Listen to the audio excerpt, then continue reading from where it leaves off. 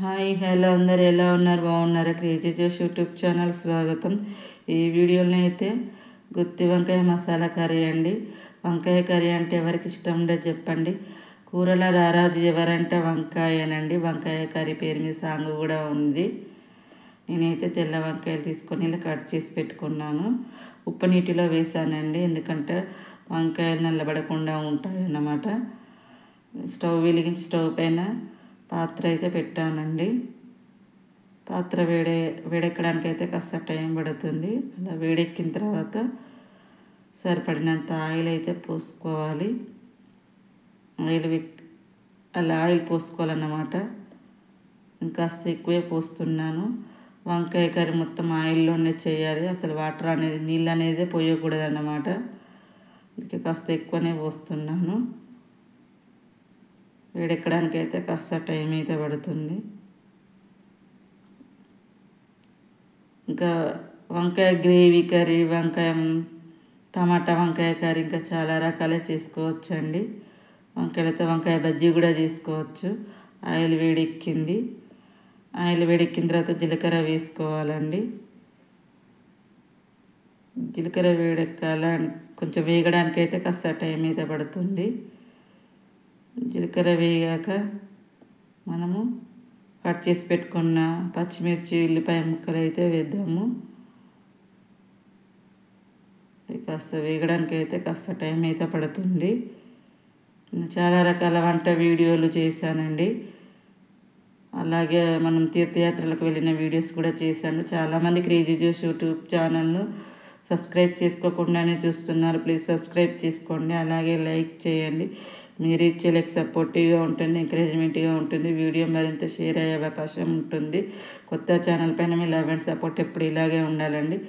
పచ్చిమిర్చి, ఉల్లిపాయ ముక్కలు వేగాక మనం వంకాయలను వేసుకోవాలండి. అలా దాని తర్వాత ఒకటి వంకాయలు వేసుకొని కలిసేటట్టుగా కలుపుకోవాలి. అలాగన్నమాట. మనం ఇంత కలుపుకున్న తర్వాత పసుపు వేద్దాము. నేను ముందుగానే పసుపు, అల్లం వెల్లుల్లి పేస్ట్ అయితే వేయట్లేదండి. నేను ఈ కర్రీకనే కాదు ఏ కర్రీకైనా కూడా వేయట్లేదు ముందుగానే. ఎందుకంటే పసుపు, అల్లం వేయడం వలన తొందరగా ఆయిల్ నల్లగా అయిపోతుంది అన్నమాట. మనకు మళ్ళీ అలా వేయడం వలన ముక్కలకి పట్టకుండా ఉంటుంది. ఇలా వేసిన తర్వాత అల్లం వెల్లుల్లి పేస్ట్ కానీ, పసుపు కానీ, ఉప్పు కానీ మనం కూరగాయ ముక్కలు వేసాక వేసుకోవాలండి.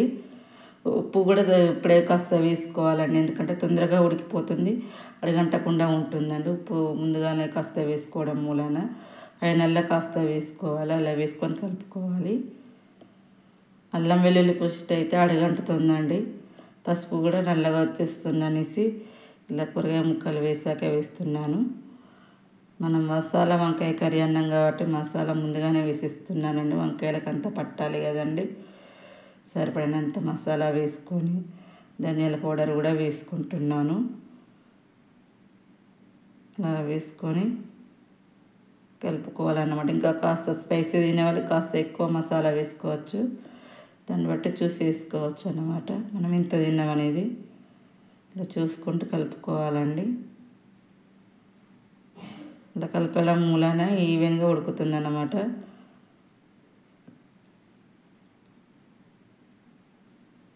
అలా మనం మసాలా వంకాయ అనే కాకుండా వంకాయ బజ్జీ కూడా చేసుకోవచ్చండి. మూత పెట్టేసుకొని మనం ఒక 5-10 నిమిషాలు ఉడికించాక మధ్య మధ్యలో చూసుకుందాము. మధ్య మధ్యలో చూసుకుంటే అడగంటకుండా ఉంటుంది. కాస్త ఫైనల్కి వచ్చాక చూద్దాం ఎలా ఉంటుంది అనేది. ఇంకా వంకాయ పచ్చడి కూడా పెట్టుకోవచ్చండి. నిల్వ పచ్చడి కూడా పెట్టుకోవచ్చు. ఇలా కలుపుకోవాలన్నమాట. మీకు ఎలాంటి వీడియోస్ కావాలో, ఎలాంటి వంట వీడియోస్ కావాలో కామెంట్లలో చెప్పండి. అలా మూత పెట్టేసుకొని ఉడికిన తర్వాత మళ్ళీ ఒక 10 నిమిషాలు చూద్దాము. మధ్య మధ్యలో చూసుకోవాలన్నమాట, అడగంటకుండా ఉంటుంది. కాస్త ఇప్పుడైతే ఉడికిపోయిందండి. సరిపడినంత కారం వేసి కలుపుకుందాము. అలాగా కలుపుకొని 5-10 నిమిషాలు అయితే మళ్ళీ ఉడికించుకుంటే వంకాయ కర్రీ అయితే రెడీ అయిపోతుందండి. కలిసేటట్టుగా కలుపుకోవాలన్నమాట.